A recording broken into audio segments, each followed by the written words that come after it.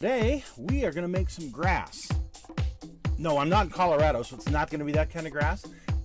It's our techniques that are so simple and sensible, your mowers have practically built themselves.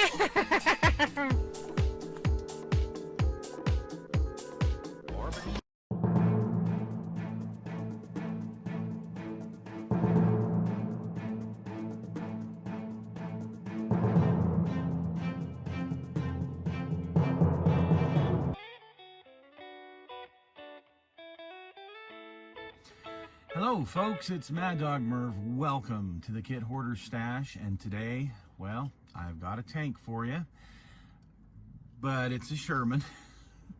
However, it's a very unique Sherman, and if you're a Sherman collector, as I am, this is definitely something you need in your stable. But the other part of things is I like to build a lot of the Israeli armor because it's mostly the US stuff back in the day. A lot of Shermans, things like that, M4a4s. Well, this is one of those. It's not Israeli, but it's from that time period. It's actually Egyptian, and it is a Sherman. So let's take a look at it. This is the Dragon Egyptian Sherman. It's part of that 50th anniversary series of the Six-Day War, and I've been wanting to do one of these for quite some time. It's an M4a4 Hull with pretty much an AMX-13 turret on it. So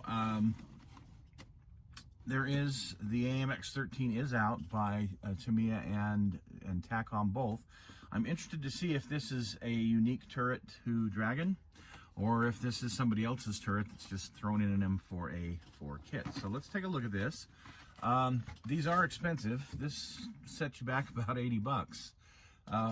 So it's not cheap, but let's take a look at it and see what we see. Well, first off, you got the DS tracks, the Dragon styrene tracks for an M4a4, so they're longer than the standard M4 tracks. So just keep in mind, a lot of folks don't like the DS tracks. I haven't had problems with them, but we will see. We will see how these go. I personally like those DS tracks on the US armor. Let's open up the first bag here. I do plan on building this, so this isn't something that's going to be sitting around too long. This will be a wintertime project this year, for sure.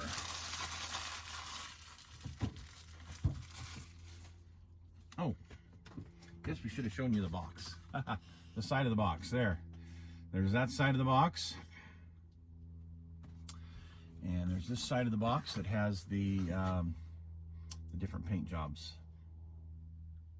Okay. Okay. So here you have the M475 Normandy Sprue that has the armor patches and the cheek armor on it, and the plates in front of the periscope. Yeah, there you go. Okay, so there's that one, and then there's this sprue, which is the M4a4 Hull.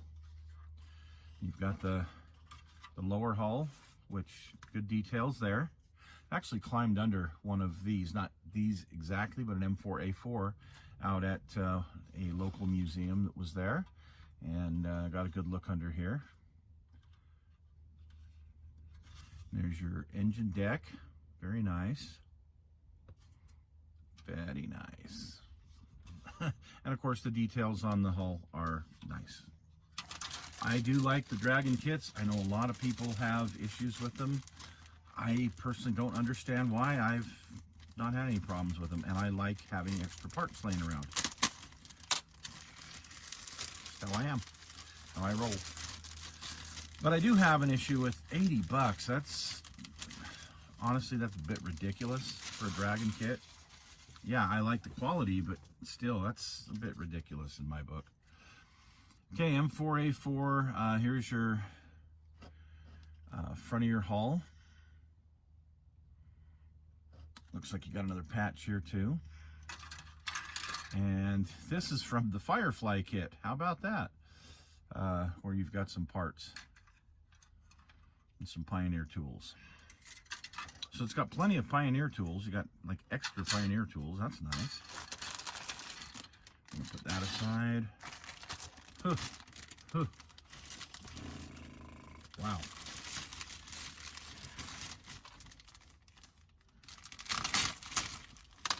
In this bag, we have a lot of stuff.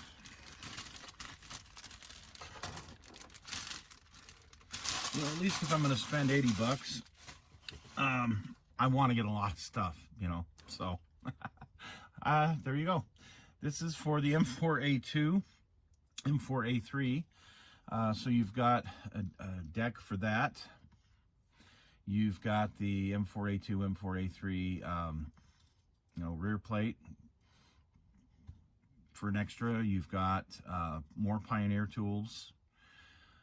So for those of you who build the Dragon M4A2, M4A3, you're familiar with this, very familiar with that. And then here are 2 sprues of the road wheels. It looks like we've got the stamped road wheels and the suspension. I built a lot of these in my day. There's 2 of those sprues, and that is it for the hull.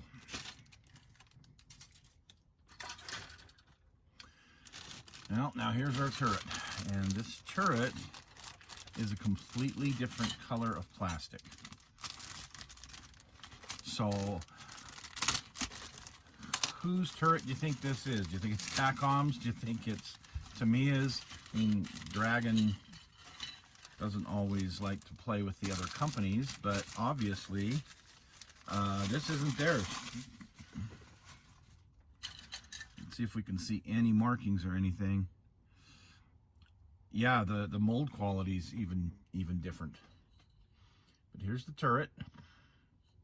That's a little feller. Thought it would be bigger than that.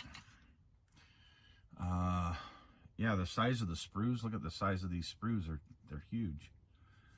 This is almost like Eastern Express or something like that. Just looking at the way it's molded,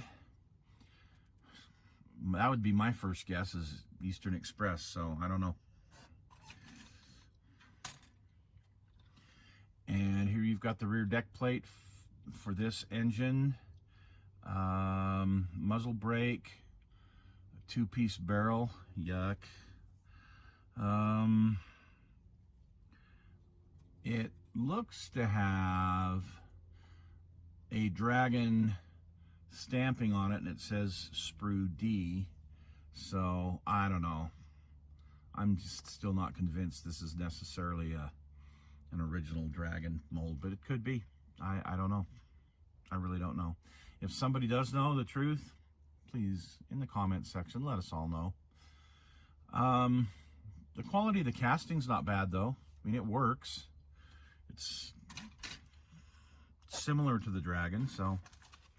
And then you've got some decals, some wire, and some photo etch for the grousers, you know, in the back. So, okay, the grouser storage area. Whoa! So here's your parts call out. You see there's a bunch of stuff here that you don't use.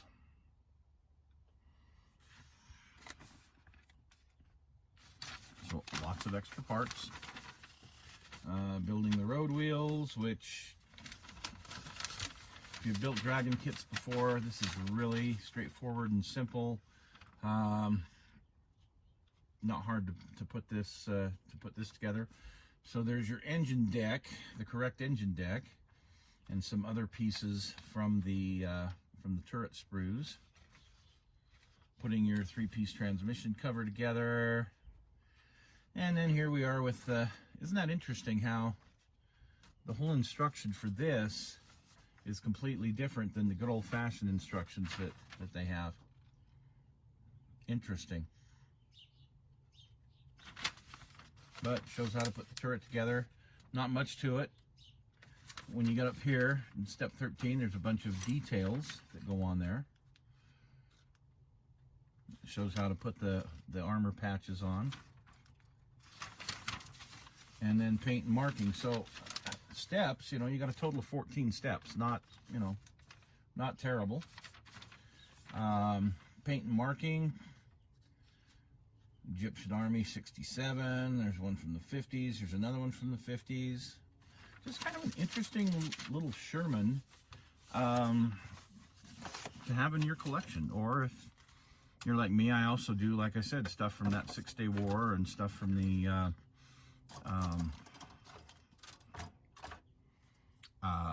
the Israeli army.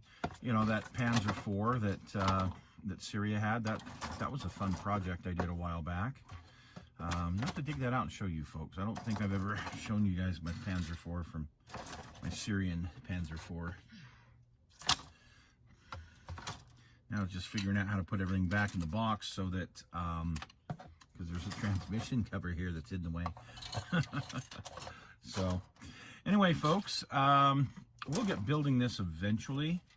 It's a Sherman, so yeah, I will get it done. But it doesn't look too terribly difficult. You know, a few weekends I'll have that thing built. So we'll cover that another time on the channel. So there you go. Hopefully this was helpful for you if you're interested in one of these. I normally honestly wouldn't purchase something this expensive unless I really, really, really wanted it. But I had been given a gift card, and I thought, well, there's my chance. You know, gifted it, so worked out great for me. But you know, what a tightwad I am. Anyway, see you again next week.